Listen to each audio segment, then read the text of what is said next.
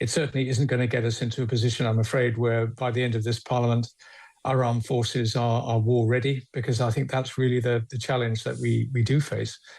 So it is, I'm afraid, the inevitable result of a government that's really not done the one thing that it said it was going to do, which is to make this a national number one priority. If it was a number one priority, we wouldn't be where we are today. And I think the Prime Minister hasn't been strong enough to push that through. We're talking about the Defence Investment Plan announced by the Prime Minister this morning, unveiled, some of it already pretty well leaked. It's the way in which defence spending will be met between now and the end of the decade and somewhat into the next decade. Let's speak to John Hutton, former Labour Defence Secretary. John, let me start with a broad question, if you can answer it. It's not easy. Why do you think Keir Starmer has been so reluctant to spend what's required on defence? I think, Andrew, that is a complex question. It gets us into the heart of what's gone wrong with the Labour government.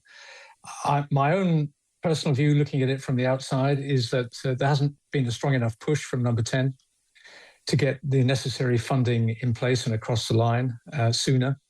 I think the centres of resistance across Whitehall to extra defence spending have been allowed to prosper, and they haven't been overcome. And we've ended up in the situation where we're in today, where some welcome additional funding has been announced, but I think most people will form the view very quickly that this at best is a first instalment. It certainly isn't going to get us into a position, I'm afraid, where by the end of this Parliament, our armed forces are war ready, because I think that's really the challenge that we do face. So it is, I'm afraid, the inevitable result of a government that's really not done the one thing that it said it was going to do, which is to make this a national number one priority. If it was a number one priority, we wouldn't be where we are today. And I think the Prime Minister hasn't been strong enough to push that through. It's disappointing because, the Tories would have us believe, all Labour's soft on defence, weak in defence. But actually there is, since the Second World War, there is a proud Labour tradition of taking the lead on defence. Sure. The Labour government that took us into NATO, a Labour government that began our nuclear deterrent, a Labour government that modernised our nuclear deterrent as well. I mean, so Keir Starmer could have placed himself in a historic Labour position of strong on defence. Did he simply lack the power or the willpower to overrule Rachel Reeves in the Treasury? I wish I could definitively answer that question. I can't, not being a government insider. But I think you're quite right to look at the history of all of this. Labour voters, Labour MPs, Labour ministers, Andrew, they're just as patriotic as Conservative voters and Conservative members. And we take great offence when that allegation is pointed at us, that we don't care about national defence. We do. Many of us care a very, very great deal about it. That's why so many of us are saying the things we are saying. And it's not easy to basically have a go at your own side on this issue. But, there are things that are bigger than party, and this is absolutely one of those things. So I think, as I said earlier, I think the Defence Investment Plan, welcome though it is, doesn't get us over the finish line, doesn't really get us particularly that much closer to the finishing line. If we're thinking about numbers just for a second, to get to 3.5% of GDP on defence, in today's money, that would be £100 billion a year. Today, we're spending £66 billion a year.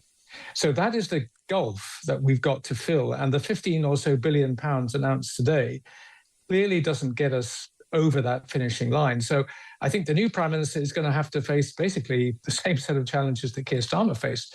This is not done yet. We aren't fully funding the commitments that we signed up to in the Strategic Defence Review. We've got to actually look at that very, very critically.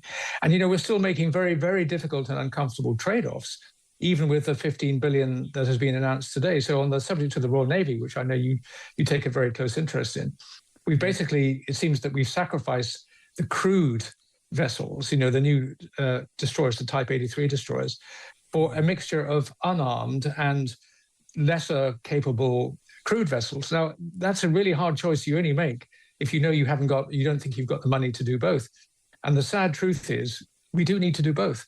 We're still horse trading and swapping capabilities, whereas, in fact, we should be looking very closely at what George Robertson said in the Strategic Defence Review and building from there. And I think there's still a very unfortunate sense that we're swapping and sort of scrapping things really to try and make the money fit. And actually, we're looking at this the wrong way around. We should ask ourselves, what are the capabilities we need, provide the resources to do that, and actually make it the number one priority. And that means other departments will get less. And I think I don't want to see money come out of the NHS or the education budget. I do want to see money coming out of the welfare budget, because we're spending 6 times as much on welfare as we do on national defence. And a Labour government should not be judged by how much it spends on welfare, but how it helps people get off welfare into jobs, and in the process save the taxpayers significant sums of money. Now, that is where I think we've got to go. In the meantime, though, I don't think we can wait 3 or 4 years for that money to turn up, because the challenge is to re-equip and rearm over the next 2 to 3 years.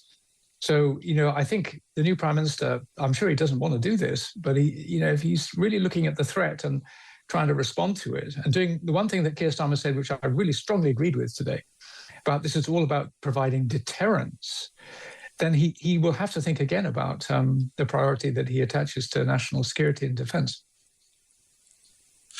We've always been an important part of NATO, in some ways the most important part of European NATO, second only to the United States overall in NATO. As I look at what's happening now, that as a share of GDP, we've already slipped to 12th place. In terms of readiness, we're second last now. I look at other countries. I mentioned them earlier in the program: Poland, Germany now, even Sweden, which until recently was a neutral country, is now going to spend a bigger share of its GDP on defence. We're in danger at a time when we need to look more closely at a European NATO, given the shenanigans of Donald Trump. At a time when I would suggest, John, we should be taking a lead in this. We're in danger of losing our leadership role with this kind of spending. Yeah, we are, and we're sliding down the league table, and I hate to see that. I mean, you mentioned earlier, or your correspondent did, the cost of the nuclear deterrence. I mean, we should just rewind the clock back sort of 10 or 15 years. The cost of the nuclear deterrent, Andrew, used to be met by the National Reserve, by the Treasury Reserve. Now it's actually in the mainstream. It wasn't in the defence budget. No. And now it is. And the costs are eating away very, very significantly at what's available to re-equip and rearm. So, it's a complex mix of previous decisions that the coalition, in this case, the coalition government made. They're the ones who transferred the costs into the MOD's budget. But, it doesn't advance us very much further by blaming other people. The problem is a here and now problem, which has got to be addressed. And, even if 20% or a third of the deterrent transferred back to the National Reserve, that would immediately release significant resources for our Royal Navy, the Army, and the Royal Air Force. And we've just got to think again about a lot of the basics, the hard wiring of defence financing and how costs are shared across government. And I think unless we do that, we're going to be continuously in this position. There's never quite enough money. We're still losing capability. And of course, the irony is we're spending all this additional money, but we seem to have fewer and fewer defence assets to deploy. And the horrible spectacle of only having one ship that we could deploy to the Gulf when the Iran war kicked off. And then even then it took weeks to get it out there. Then it had to come back to port because it broke down. I mean, that was pretty scandalous. And, we're going to be in that situation until and unless we address the fundamentals. No, it was a low point, certainly what happened with that Type 45. We understand, we're being briefed that Andy Burnham doesn't intend to reopen this when he becomes Prime Minister, and that it is what it is. This is where we are for now. Now, events can change that, but that's what we're being told today. You worked with Mr. Burnham in government, I think, Tony Blair and Gordon Brown. What did you make of him then? What memories do you have of that time? I liked Andy Burnham a lot. He was a really great colleague to work with, collegiate, very, very bright, clearly. But, that's not really the point. I think what really is the point is what is his answer going to be to some of these fundamental challenges that, frankly, have overwhelmed the Labour government in the last 2 years. We've just not really found a way forward on some of the really big ones. We don't really have an agenda on economic growth, and that underlines all of the problems that we're talking about today. There just isn't the tax revenue coming in because we don't have the growth. We've got a welfare state that's really not delivering for people, but costing the taxpayer an absolute fortune. And, we've got the problem about illegal immigration, which we're not really on top of either. And there's many, many other problems. So, it's not a question about whether Andy's nice or not. He is nice. Is he a good communicator? He's a brilliant communicator. It's all about policy. It's not about personality. And we need to see, I think, some pretty clear signals about where things are going if we're going to ever get on top of these problems that are proving so difficult to master. Indeed. Well, what about, it is all about policy, you're quite right. So what about this number 10 North? I'll fess up with you, I think it's just a gimmick, but who knows, I could be wrong. Maybe it will be a game changer. What do you think, John?